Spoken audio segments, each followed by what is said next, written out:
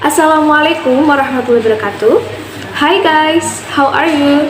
I hope you're always happy in bed. Let me introduce myself. My name is Fasihatul Ilmia. I am from FK class. Here, I would like to share you the materials about dependent and independent class, the definition, function, and application. Before that, I want to tell you what the meaning about clausa. Jadi, sebelum masuk ke materi yang inti, saya akan menerangkan sedikit apa pengertian dari clausa. Clausa merupakan sekelompok kata di mana di dalamnya harus terkandung subjek dan juga predikat. Subjek dalam sebuah kalimat dapat berupa nama hewan, benda, orang, ataupun konsep yang abstrak. Sementara predikat atau predikat merupakan verb, kata kerja yang dilengkapi dengan verb itu sendiri. First, definition of independent clause. An independent clause is a complete sentence. It contains the main subject and verb of the sentence. It's also called a main clause.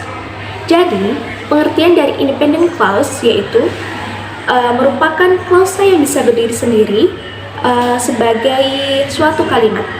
Biasanya, tipe kalimat yang terdiri dari satu independent clause ini biasa disebut dengan simple sentence.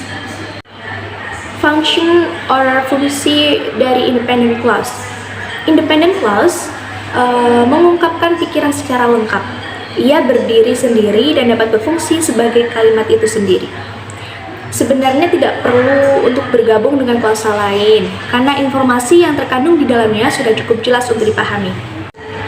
Adapun 3 karakteristik yang terkandung dalam independent clause ini. Yang pertama, subjeknya memberi informasi bahwa kalimat tersebut berisi tentang apa. Yang kedua, predikat memberikan informasi tentang apa yang subjek lakukan. Yang ketiga, klausa ini membawakan gagasan secara utuh, yang artinya ia memberikan informasi tentang apa yang terjadi dalam kalimat tersebut. Contohnya dalam kalimat I learn English. Susunan I learn English merupakan independent clause. Mengapa? Sebab ia mengungkapkan gagasan dengan sangat lengkap. Jika susunan ini diakhiri dengan titik, maka ia bisa disebut dengan kalimat. Application of independent clause. Pengaplikasian atau penggunaan dari independent clause ini yaitu satu klausa ini bisa digabungkan dengan independent clause lainnya untuk membentuk compound sentence, yaitu penggabungan 2 klausa bisa menggunakan dengan satu coordinate conjunction yaitu for, and, but, or, yet, so, dan lain sebagainya. Dan yang kedua bisa menggunakan tanda baca semicolon yaitu titik koma. Dan yang ketiga bisa menggunakan adverbial conjunction yaitu seperti however, therefore, dan lain sebagainya. Contoh kalimat dari independent clause yang pertama yaitu I like that bag, but I have no money. Dalam kalimat ini terdapat coordinate conjunction yaitu berupa but. Dan contoh kalimat lainnya yaitu while I was swimming in the pool, I kept sneezing and got a runny nose, but I didn't experience hives. Selanjutnya yaitu definition of dependent clause. A dependent clause is a group of verbs that contain a subject and verb but does not express a complete thought. It must be connected independent clause. Yaitu dependent clause merupakan klausa yang memiliki subjek dan predikat, namun masih belum bisa mengungkapkan suatu pikiran atau ide secara itu. Dan itu sebabnya dependent clause sebenarnya harus berhubungan dengan dependent clause.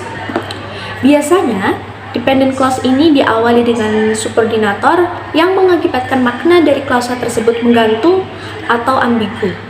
Application and functional of dependent clause. Dependent clause disebut juga klausa terikat karena ia sangat bergantung dengan klausa independent. Selain itu, susunan subjek dan verb tidak mengungkapkan secara utuh sehingga dependent clause tidak berfungsi sebagai kalimat. Dependent clause dapat berperan sebagai noun, kata benda, adjective, kata sifat, dan adverb, kata keterangan. Noun clause adalah klausa yang berfungsi sebagai kata benda, baik sebagai subjek maupun objek yang terdapat dalam kompleks sentence. Contohnya dalam kalimat, my dog eat whatever the brand of the dog food. Yang kedua, adjective clause adalah klausa yang berfungsi sebagai kata sifat yang menjelaskan suatu noun atau pronoun dalam konteks sentence. Yaitu contohnya seperti kalimat, Palembang is the city where I meet you. And last, adverb clause adalah klausa yang berfungsi sebagai kata keterangan yang memberi informasi secara tentang suatu verb, adjective maupun adverb lainnya. Contohnya dalam kalimat, I will come to the wedding party if he won't come.